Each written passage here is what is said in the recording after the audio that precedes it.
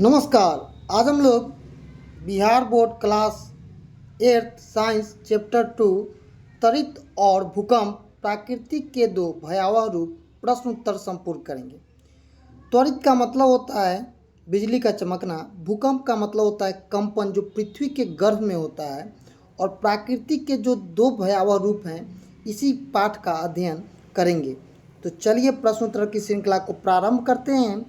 पहला प्रश्न करते हैं, सजातीय आवेश एक दूसरे को क्या करते हैं? विकर्षित करते हैं। क्या करते हैं? विकर्षित करते हैं। आप चुंबक का उदाहरण लीजिएगा, दोनों को पलटकर एक साथ कीजिएगा तो वो क्या करता है? भागने लगता है।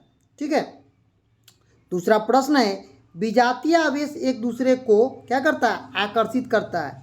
अभी चुंबक को आप इधर से लीजिएगा और एक साइड से सटाइएगा तो दोनों सटने लगता है। ठीक है। तीसरा प्रश्न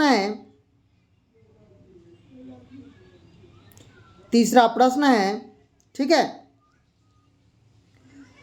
त्वरित चालक त्वरित से भवन को क्या करते हैं? सुरक्षित करते हैं। क्या करते हैं? इसको सुरक्षित करते हैं। क्या करते हैं? तो सुरक्षित करते हैं। ठीक है। चौथा प्रश्न है, भूकंप की तीव्रता का मापन किससे किया जाता है? तो रिक्टर स्केल पर किया जाता है, और इसका एक नाम भी है, तो भूकंप मापनी यंत्र से किया जाता है। कैसे किया जाता है? भूकंप मापनी यंत्र से किया जाता है। दूसरा प्रश्न है, सर्दियों में स्वेटर जब आप उतारते हैं तो चट चट की आवाज़ आती है। कैसा आती है आवाज़? तो चट चट की आवाज़ आती है। कैसा आता है आवाज़? चट चट की। उत्तर लिखेंगे, स्वेटर तथा शरीर में रगड़ने से क्या होता है? एक आवेश उत्पन्न होता है। आवेश के प्रवाह के कारण ही विद्युत उत्पन्न होता है। इस प्रवाह से विद्युतीय ऊर्जा उत्सर्जन होता है, जिस कारण तीव्र प्रकाश चिंगारी के रूप में उत्पन्न होती है, जो हमें चिट चिट की आवाज़ से चिंगारी के रूप में मालूम होती है। जब आप ठंडे के दिनों में स्वेटर को पहन कर उतारिएगा ना, तो वो क्या मिलता है? चट चट की आवाज़ करता है। ये सब लोग अनुभव भी किए होइएगा आप लोग, लेकिन याद नहीं होगा अभी। चलिए तीसरा प्रश्न करते हैं।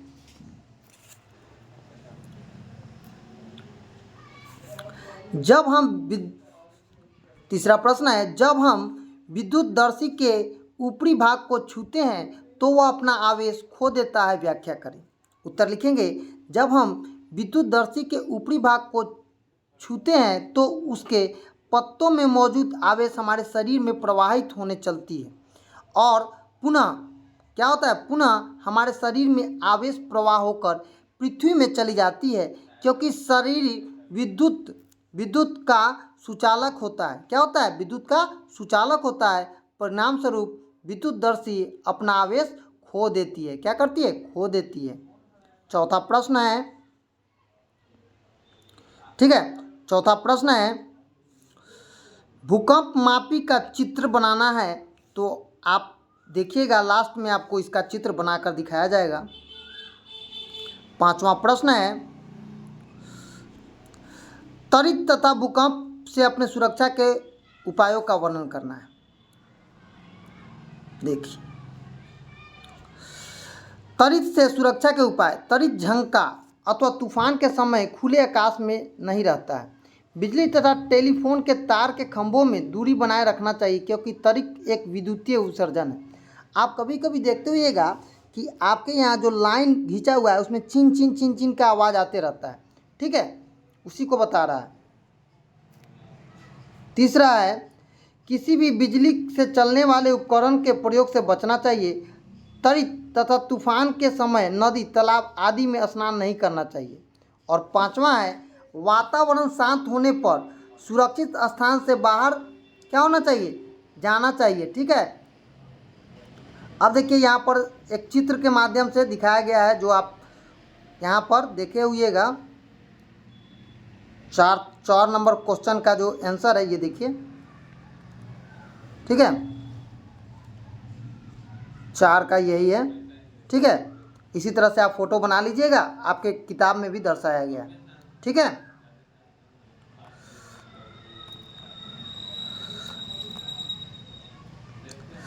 भूकंप से सुरक्षा के उपाय। भूकंप से बचने के लिए आवश्यक सावधानी बरतनी चाहिए। गड्ढे वाले जगहों को भरकर तालाबों और पोखरों के समीप घर बनाने से बचना चाहिए। घर की बनावट भूकंप रोधी होना चाहिए। घर के बीच में दूरी होनी चाहिए। भूकंप के समय मजबूत चौकी या पलंग के टेबल के नीचे झकोटे में रुकने कर छिप जाना चाहिए और संभव हो तो अपने सर को भी दाब लेना चाहिए। संभव हो तो सर को क्या करना चाहिए, ऊपर कोई चीज़ रख लेना चाहिए। भारी वस्तुओं से दूर हटकर रहने का प्रयास करना चाहिए और बिजली, भवन, तार और वृक्षों से खुले में स्थानों में लेट जाना चाहिए, मतलब सो जाना चाहिए। ठीक है।